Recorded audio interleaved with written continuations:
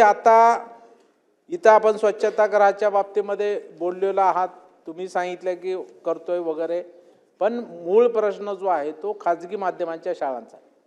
त्याच्यामध्ये प्राथमिक शाळा आहेत, माध्यमिक शाळा आहेत, उच्च माध्यमिक शाळा आहेत।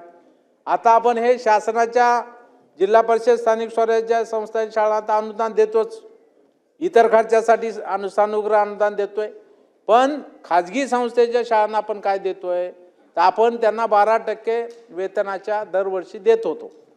आता 12%ची कपात करून सुद्धा आपण ते 5%वर आलो, म्हणजे 4% वेतनेतर अनुदान आणि 1% इमारत भाडं, असं 5% आपण त्यांना खर्चासाठी देतोय। ते पण वेळेवरती मिळत नाही। मंत्री महोदय, तुम्ही त्याच्यामध्ये लक्ष घालावं, आपण अभ्यास व्हात।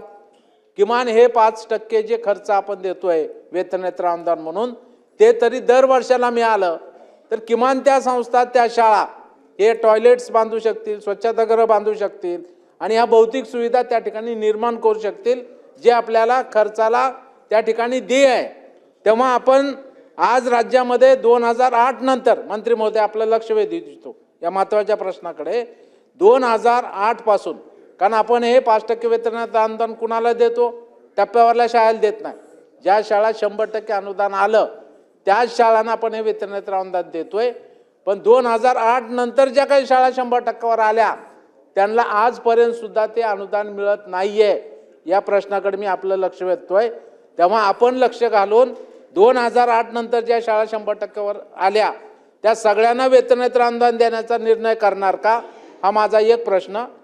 दुसरा प्रश्न, आज सुद्धा सभापती महोदय की हे वेतनेतर अनुदान मिळत नसल्यामुळे, कारण ह्या शाळा शासन मान्य असल्यामुळे कुठली फी आपल्याला विद्यार्थ्याकडून घेता येत नाहीये, त्यामुळं यांना कुठलंही उत्पन्नाचं साधन या शाळा नाही का नाही।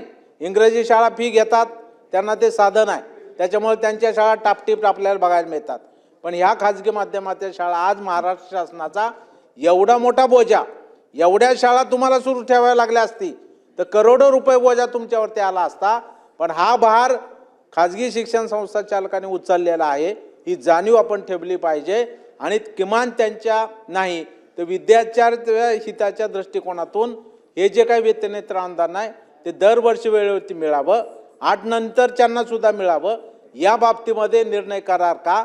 आणि मगाशी जो पहिला प्रश्न परत अधोरेखित करतोय की पुढच्या वर्षीपासून तरी किमान या शिक्षकाच्या बदल्या होत असताना प्रत्येक शाळेला किमान 2 तरी महिला शिक्षिका मिळाव्यात, या बाबतीमध्ये काही SOP ज्याला आपण म्हणतो कार्यप्रणाली मराठीमध्ये, ती राबवली जाईल का? हे माझे अतिशय मुद्देसूद आणि कंसात स्पेसिफिक 3च प्रश्न आहेत।